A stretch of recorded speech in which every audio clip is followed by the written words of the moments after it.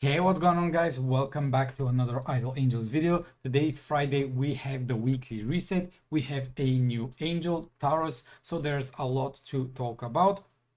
I'm very happy that the bug with the BlueStacks is fixed because I wasn't able to record any videos for the past 4 days because on Monday there was an update, something happened to BlueStacks, and sadly I couldn't do much, but now everything is fixed. So we can continue to make those nice videos in order to help you out and provide the information needed in order for you to know if you should build an angel or not. So now I'm going to go straight up into the Taurus release. So we do have a new angel Taurus. If you are just joining the game, you need to be level 60 in order to get the event unlocked. So maybe that can be a reason why you cannot see the angel, and in order to claim the angel you will need to go to the celestial party and then you will be able to get it for free. If you are a new player and you don't have any MR angels, this is going to be your strongest angel in your roster, so just use that angel, level it up, use all of the equipment, everything that you can put on Taurus, but don't spend blue scrolls to upgrade it because she is not going to be that great as of being your first DPS that you should max out. So keep that in mind, use her, make sure to invest into leveling her and all the gear, but don't spend any blue scrolls in order to summon for better rarities if this is your first or one of the first angels, at least in my opinion. Now, second, if you are having a team very nicely built or something like mine and you're considering should you build Taurus. Personally, I've been reading the skills, I've been watching on the Discord people posting different setups and how they have been using Taurus. She does seem useful and she does seem strong, but in my opinion, I cannot for now say for sure you should build her or you should definitely skip her. I'm kind of being on the middle ground, and let me explain why I feel this way. So if we go to the skills of Taurus, her main goal in a way is to be having the self-protection from crowd control when it comes to PvP, which is amazing. It's very good. So that buffs her up for the PvP, and she fits very nicely, especially if you don't have Merlin with Incarnation level 4 to block the crowd controls. But also, I don't see Taurus dealing that much damage for PvE because she is HP based angel, and we already know that HP based angels don't deal that much damage, even though the percentages go very high, like 500% and stuff like that.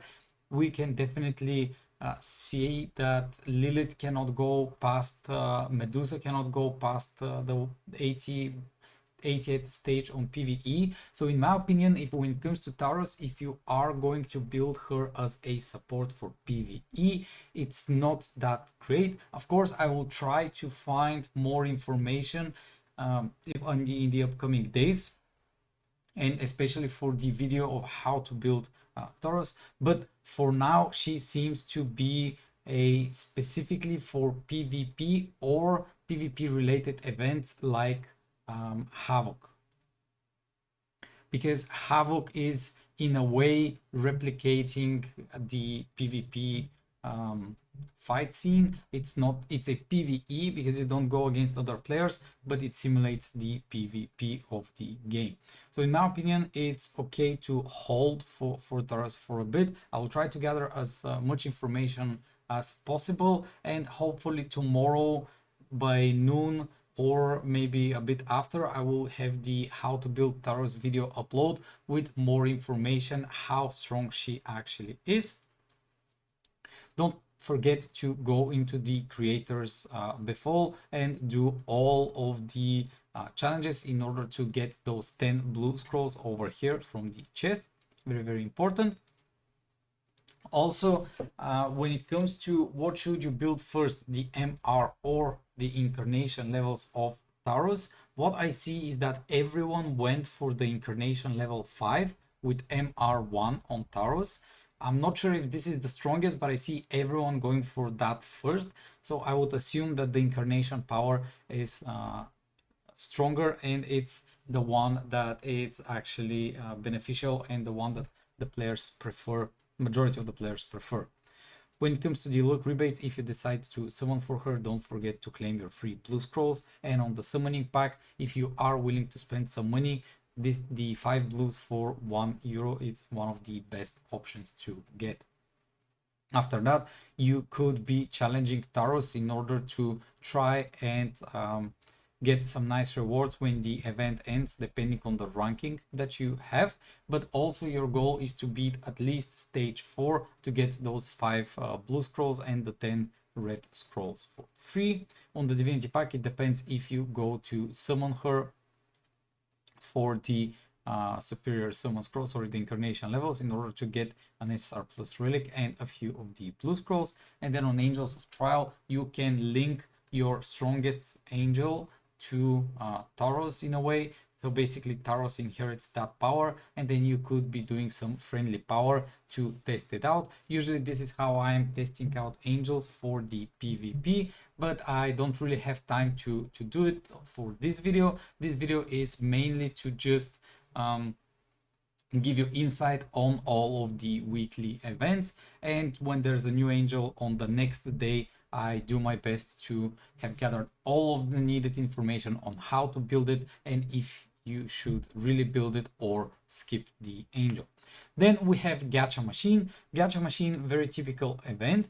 The first page is for red scrolls and all SSR plus angels. So basically what you do is you pick an SSR angel, you confirm it, and then you could be using up to 300 is the good amount of red scrolls that you can spend, because it costs only 100 red scrolls to summon an SSR plus. But keep in mind, I do prefer to spend my red scrolls on mid-month sale.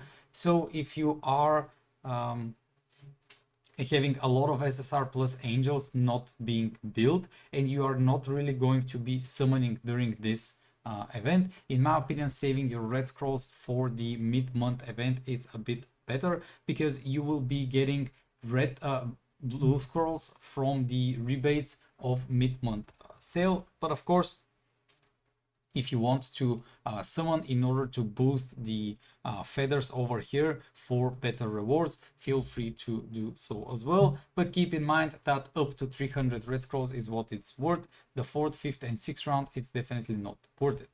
When it comes to the UR and the UR plus, they are definitely not worth events to summon on, mainly because first you have a 50-50 chance to get the upgrade that you want. So for instance, I have put Hera on the middle, but it's 50-50% chance after I use 100 blue scrolls to get the Hera. So this means if I get unlucky and I don't get what I want, I will be suffering a lot, because for those 100 blue scrolls, we don't have any rebates back. So in a way, you're only losing blue scrolls. Even if you get lucky to summon it for 100 blues, you can say, oh, but I'm saving 40 blue scrolls because it's actually cheaper than summoning for the UR. Not really. UR and UR plus are rarities that you can summon during mid-month sale if the angel is available, and there it's the best option to summon, because you get blue scrolls back and you get additional shards each summon. So in my opinion, Gacha Machine is just an event that you completely skip. We go into the wish pool. Wish pool is quite stacked this time. We have Ares. Sadly, in my opinion, since she is an SSR plus angel, it's just a total skip for every single new player that is joining the game. But if you really like her and you want to build her, feel free to do so. I'm just saying that she is way too expensive, and as a free-to-player or a newer player, you definitely want to skip Ares, because the MR angels are quite strong and perform better than those expensive SSR plus. Then we have Aquarius. She's one of the top 3 DPSs currently in the game, at least for me. The ranking goes as first. I've placed Nemesis mainly because she is the easiest to be played around, and she is very strong for PvP. Aquarius is the kind of the same way. She's very strong for PvE. I think she does more damage in PvE than Nemesis, but for PvP it's harder to play Aquarius out because she needs a lot more supports. Even though she deals more damage, a Nemesis team can quite destroy Aquarius early on, but on later stages when both teams have supports built up, it really depends on what kind of supports have been built, and Aquarius could actually beat a Nemesis team on the PvP. So if you're considering Aquarius, it's not a mistake. It's a very good option of an angel for the DPS. Keep in mind that it's wishful, so summon only if this is your first DPS of choice. Don't summon if you are building Aquarius as a second DPS, because in my opinion the rebates of wishful are quite worse. When it comes to Pandora, this is probably one of the best CC angels in the game currently, that works as MR1, Incarnation level 1, but sadly almost all new angels are countering Pandora. What I mean by that is if you build Pandora and you are winning because of your Pandora, because it's most likely going to happen since she is going to be locking out the full enemy team, not allowing them to cast their skills, the enemy could build something like Merlin Incarnation level 4, which will totally block the Pandora crowd control. And on top of that, now we have Taurus, which will, again, she has some self remove of the crowd control, which makes it a lot harder for Pandora to be fitting in those teams. Don't get me wrong, Pandora is still incredibly powerful in the in Havoc and in all other PvP events. You can still use Pandora. There's quite a lot of chance that she is still winning alone most of the matchups, but more and more counters have been coming up for Pandora, so you have to keep that in mind. But personally, I don't regret it building and maxing out Pandora. Just make sure to not build her or max her out if you are going for PvE, especially if you are into the early to mid stages. In my opinion, Pandora is something for way later on in the game. When it comes to Lucifer, this is the DPS that I chose and that I build. I highly don't suggest to build Lucifer because she is lacking a lot of power in terms of PvP. But if you are only playing for the PvE, Lucifer is one of the greatest and best DPS characters in my opinion for PvE. If I have to choose, I'd choose Aquarius over Lucifer. So if I could transfer everything from Lucifer to Aquarius and don't have to build her, I would definitely do that. But I still enjoy Lucifer as my DPS. I'm still conquering PvE, but it doesn't make it that hard. The main issue with Lucifer is that she is devouring one of her own angels every single round, and that can be troublesome when you want to receive some specific buffs or you want to play it out in a specific order. Make sure to claim the rebates if you are deciding to summon during the wish pool, and usually those packages over here on the back are very bad. Now we are going to be moving into the Incarnation Reborn. On Incarnation Reborn, we have full SSR plus set of angels. I'll start from the back. Apollo, it's definitely a skip. It's a DPS angel that's SSR plus and very expensive, not worth to build, and definitely it will cost you a lot. So in my opinion, it's a nice skip. Then we have Sim. Sim is a great and incredible support, still very needed to complete PvE. In my opinion, Incarnation level 5 with MR1 is something you need on Sim to be built. But you can also go with only Incarnation level 3 and Incarnation level 5. I'm on stage 123rd when it comes to PvE, and my sim is only Incarnation level 5. So keep that in mind. You don't really need to push for the MR early on. You could be focusing on other MR based supports, which will be even providing more benefits to PvP as well. When it comes to Chaos, she used to be incredibly good, but in my opinion she is falling behind because she is SSR plus based, and you really need to build her a lot for her to be useful in PvP. And when it comes to PvE, you can always build her at Incarnation level 1 to get 50% more damage on the boss. But personally, I haven't really seen much of a use lately for Chaos, because you have slots for only 10 supports. One angel is the main character and one angel is your DPS. So in PvE, you have only 10 slots for support, and there are other better options compared to Chaos. So in my opinion, Chaos is a good skip. But if you have already built her Incarnation power, you can still use her for PvE. Just keep in mind that for PvP, you will have to invest a lot.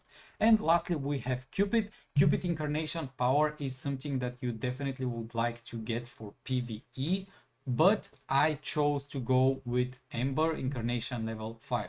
So in short, Cupid and Ember Dragon, they do the same kind of similar thing. They buff your holy damage for PvE, and you definitely want to grab either Incarnation level 4 Cupid or Incarnation level 5 Ember Dragon. Ember Dragon provides more damage, so in my opinion, going with Ember is the better option. But if you already have Cupid Incarnation level 4, you don't really need to swap for Ember. You could be using your blue scrolls to summon something else. Keep in mind, people are still beating PvE using Incarnation level 4 of Cupid, so we don't really have to say that the Ember Dragon is a must and Cupid has fallen out. It's just that there's a better option compared to Cupid in the new days. Look, rebate, make sure to claim your rebates if you have decided to summon. Once again, on the summon pack, you want to get the 5 blues for €1 if you are spending money, and get as many of the blue scrolls depending on how many stars you have. On the training hub, you want to claim as many quick combat scrolls as possible. So if you are looking on something to summon, make sure to have those SSR plus to max stars. So for instance, if I am going to be summoning on Gacha with red scrolls, I will choose Apollo because I am lacking stars for her. So that way I will be claiming some free rewards because she will be upgraded a bit. And Divinity Pack, it all matters on how much you have pushed the incarnation powers of the angels in order again to receive those quick combat scrolls. Those are incredibly good to pick up because there are events that will give you nice idle rewards. So when the time comes, you want to have 70 saved for the whole week in order to use them during a good period of event. Time Space Havoc have showed up. Personally, I feel a bit weirded out for this Havoc because I think I'm performing a bit worse and slower than the previous one. I'm ranked 44 right now. I've progressed to stage 220. I hope that this kind of motivates you and shows you that with consistency and playing the game and building the correct angels, even if you make mistakes here and there, everything is possible, because I do have angels that personally I don't use for PvE anymore, but for Havoc they have been fitting very nicely. So when it comes to the Havoc over here on the top left, you can see what the monster buffs are and what the angel buffs are for this season. And currently we have very annoying monster buffs in my opinion. But your goal kind of is to make your strongest lineup for the first gate, and then you challenge, you skip it, and the more you push, the better rewards you will get. So basically you will be receiving this time space piece, which is used to level up your angels, and drop level 40 means that the gear that you that I get is being to a maximum of level 40. After that, your your goal is to make one team to push gate 1 to 300. Then gate 2 requires 2 different teams of 6 angels, and then you try to push that. And if I'm not mistaken, on 300 stage you will unlock gate 3, which will be requiring 3 different teams in order to push Havoc. In my opinion, you don't need 3 different DPSs, you need only 2 DPSs to push the Havoc. But if you really want to be on the top charts, you are definitely going to be needing 3 different DPS angels and a lot of supports being built. So if you are a newer or early player, don't try to focus for Havoc early on. In my opinion, try to focus for PvE in order to push more stages and get more blue scrolls, after which Havoc will be going higher and higher stage every single time because you are already building nice supports. Then you have the time space domain. Here you will be challenging different bosses, and depending if you win or not, you will be getting some of the time space marks. Those time space marks are just going to give you some additional stats, and if you craft the specific set of the angels, it will be giving you attack, HP and defense. You definitely want to use all of the marks on the angels that you are using for the fights, and everything extra that you have, you just click select extra marks, you smelt them, and then to mark forging you can spend those additional points in order to craft a specific gem, specific mark of your choosing. The time space rumble, this is something that you definitely need a lot of angels in order to be beating it. So basically you are going to have a team of 6 angels, which if you manage to conquer the level will lock those 6 angels out, and then with another different 6 angels you can go over here to the main boss, and then you can try to beat it. So early on you will be dealing almost no damage because your angels are very weak. As you can see, I've done some damage, but my angels are only level 30 with gear level 30 at the moment. So probably the best way to push is at the last day, and you don't really need to bother with it. Your kind of goal is just to claim all of the free blue scrolls that are being provided over here with the eternal course. And then after that, forget that this even exists, because on the rankings it will be incredibly hard to go first because you need a lot of angels built, so you will need to pay to win. On the Desorted shop, the goal is to buy every single time the blue scrolls, so you will buy the blue scrolls 3 times, and then after that you can go with red scrolls, SSR plus relics. It doesn't really matter what you want to choose, but it really depends on how many of those points you can accumulate during the event. Your goal is to get the red and blue scrolls in my opinion, and everything else is just extra, but it will be hard because this will mean you need to push for the 600 stage, which in a way means to beat the Havoc. On the packages here we do have the 5 blues for €1, so keep that in mind as well. Celestial Party, as I mentioned, it's where you get Taurus for free. The souvenir card is a good deal if you are willing to spend some money, and depending on how much you have summoned, you will be getting those feathers plus some nice additional rewards. When it comes to what to claim from the Celestial Party, we go for the diamonds. Then on the second row, it doesn't matter, pick whatever you want. Third row, you could be going for the 5-star angel relics until you unlock every single skin in the game of all the angels that you own and upgrade their UR and UR+, after which you can go with the diamonds. Then we go for the 10 blue scrolls, 20 blue scrolls, and after that It really depends if you want to go for tier 3, tier 4, tier 5 chests or SSR plus relic chests. So your goal is to go for either those tier 3 to tier 5 or SSR plus relic chests. If you are really new to the game, I do suggest the SSR plus relic chests until you build your DPS angel relic to UR plus minimum, and then going for the tier 4 and tier 5, because you will definitely want to push the sword and the ring of your main DPS to tier 5 as fast as possible.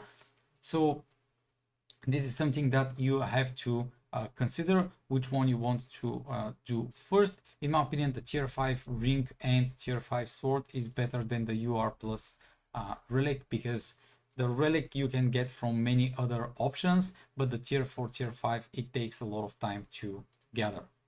On daily gift, you are claiming your dice and you are rolling it just for some nice free additional rewards every single day. Stellar quest, very simple to understand event. So your goal basically is to click on any of the tiles, and then you will be finding those zodiac signs. There are only 5 there are only 5 different zodiac signs, and keep in mind that the zodiac signs cannot be near each other, but they could be diagonal. So here on the scorpion, on this corner there could be, on this corner on the bottom could be, but near it there's no option for the another zodiac sign to be found. Keep that in mind while participating in the event, and depending on how many scrolls, how many points you have accumulated, you definitely want to buy the blue scrolls first. After that, in my opinion, going for the destiny stars as much as possible is your goal. So if you have collected 15,000, just go for the destiny star selection chest and everything else for the destiny stars. But this is kind of the idea of the event. This is where you get the destiny stars from. Now, popular event, I'm a bit confused why we don't have the monthly shop in the popular event, but I assume it will be next week. So popular event for this week is just only a few rewards depending if you spend money or not. Limited summon, we are collecting our free blue scrolls daily, and then on the lucky valley you buy the top row of items. On the lucky gate you want to claim as many of those lucky coins as possible depending on how many of the challenges per day you have done. And when it comes to when should you spend those lucky valley coins, it's once you reach 550 of them. When you have 550, you start spinning the wheel, you will get 20 blue scrolls in total, and you will forget about this event until the next time you reach 550 lucky coins. To my knowledge, it's not worth to buy the lucky coins in order to get the blue scrolls, because it's way too expensive compared to the blue scrolls that you can buy. Just to show you, it's 56 euro to buy 20 blue scrolls, and you will need to buy this package twice with 250 coins. So 220 euro compared to the 56 euro for the same amount of blue scrolls. It's kind of nuts, but it depends on your choice if you want to spend some money for that or not. Overall, this is going to be it for the weekly events. It's a bit longer than usual, and I'm sorry that I couldn't provide more knowledge and in-depth about Taros, but I am really not sure how to go with this one, and I don't want to be the type of person who says, yes, definitely go build Taros, and then it's a complete flop for PvE. Personally, I'm not going to be building her. I will be skipping her for now, so you can keep that in mind, but I will do my best to either do tomorrow or on Sunday to post the how to build Taros guide. Once again, thank you all for watching. If you have any questions, don't hesitate to put them down in the comments, and also if you have personally tried and tested out Taros, please leave some information in the comments so I can use it for my next video. Thank you all for watching, and I'll see you on the next one.